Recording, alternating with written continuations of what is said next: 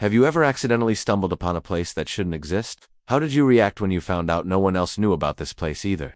I turned off the main road onto what looked like a forest trail just to see where it would lead. I wasn't really lost or anything. I was just tired of driving through cornfields and past the same small towns.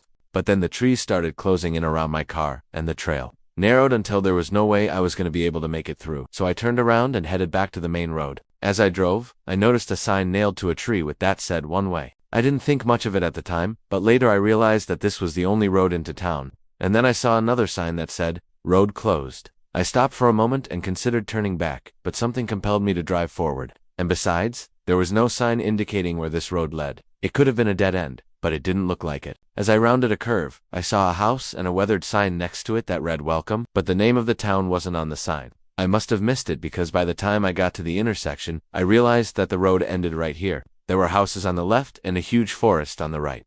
I looked left again to make sure I hadn't missed anything. There were houses, trees, a school, a fire station, a library, a grocery store, but no name of the town anywhere. I decided to go into town and find out where I was. I wanted to stop at the gas station first, but I couldn't see a single pump anywhere. I parked in front of the store and walked inside to ask someone where I was. A young woman was standing behind the counter eating a sandwich while watching me curiously. She finally looked up at me and asked, "Can I help you?" "Sure," I said. "What's the name of this town?" She paused and swallowed. "This is a nice little town," she began, and I cut her off. "No, I mean, what's the name of the town?" She shook her head.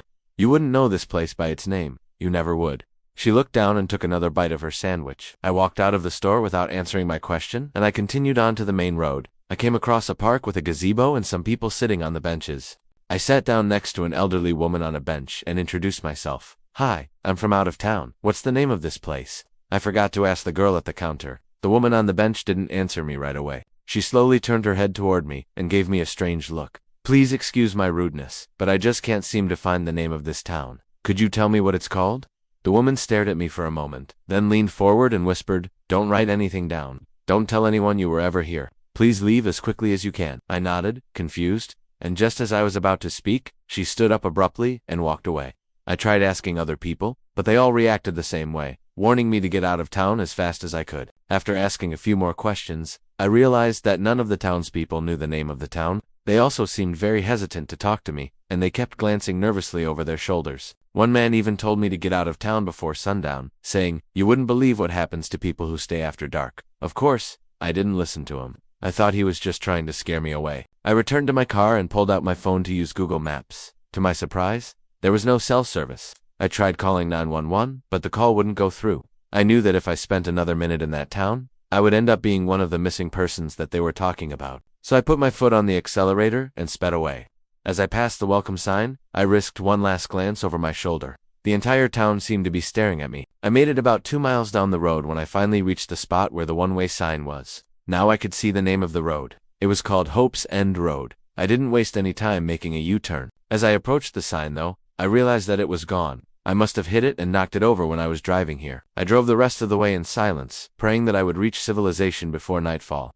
I told this story to a friend of mine, but he just laughed and told me that I was making it up. He said that there was no way a road could be closed with no warning, and that there was no way a town could pretend it didn't exist. So I brought up the topic again a couple of months later, when I ran into him at a bar.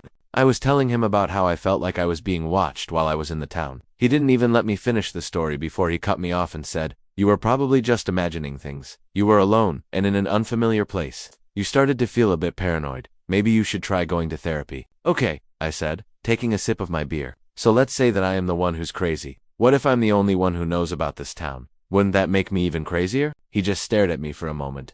Then he sighed and said, "You're definitely crazy. But hey, you're not alone. We all have our own demons to deal with, and maybe he's right. Maybe I am crazy. But I know what I saw, and I know what I experienced. There was a town that pretended it didn't exist. And for some reason, it wanted me to forget that I ever visited. Why? I don't know. But I'm glad that I listened to those townspeople and got out of that town. Who knows what would have happened to me if I hadn't listened to them." If you enjoyed this video, please give us a thumbs up.